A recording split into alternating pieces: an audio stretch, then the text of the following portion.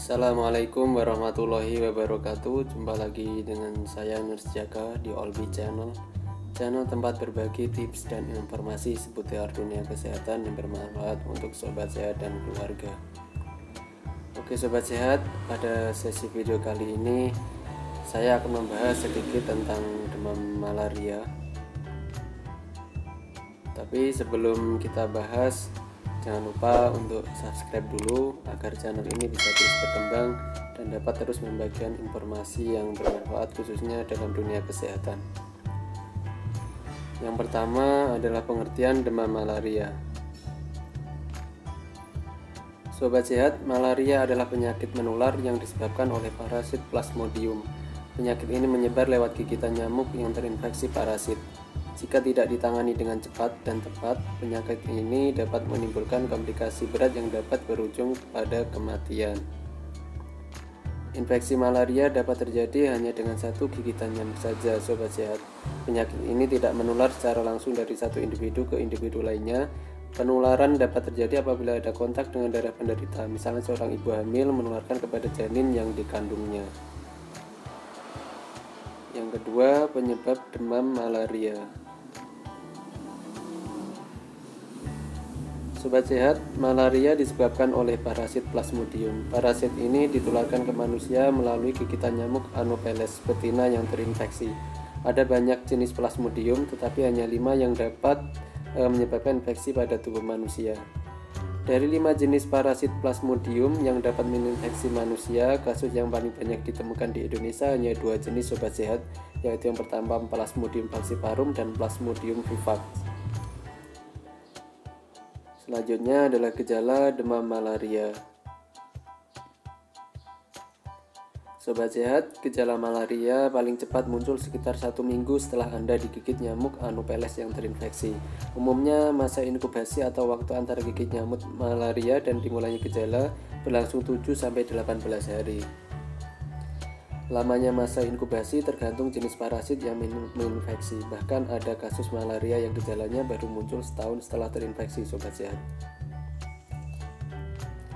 Gejala yang timbul seringkali ringan dan sulit teridentifikasi sebagai malaria, kecuali dilakukan pemeriksaan darah. Beberapa gejala malaria mirip dengan gejala flu, seperti demam tinggi, sakit kepala, berkeringat, menggigil atau muntah.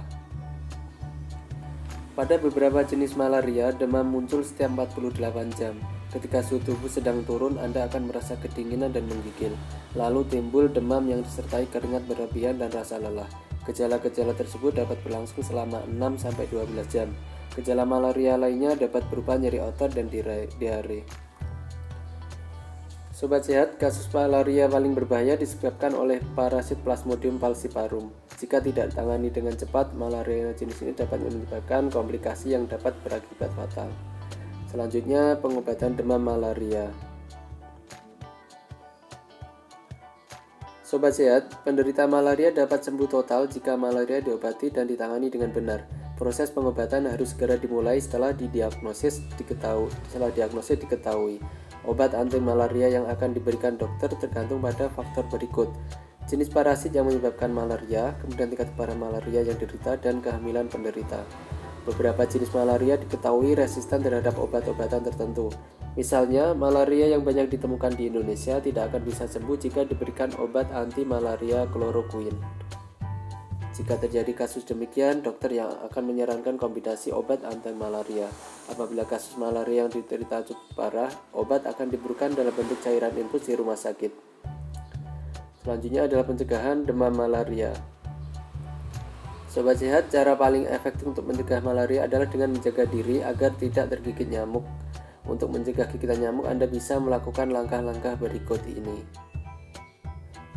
Yang pertama yaitu menggunakan lotion anti nyamuk. Lotion anti nyamuk ini bisa digunakan setiap saat, sobat sehat. Kemudian yang kedua, memakai baju panjang yang bisa menutupi seluruh area tubuh.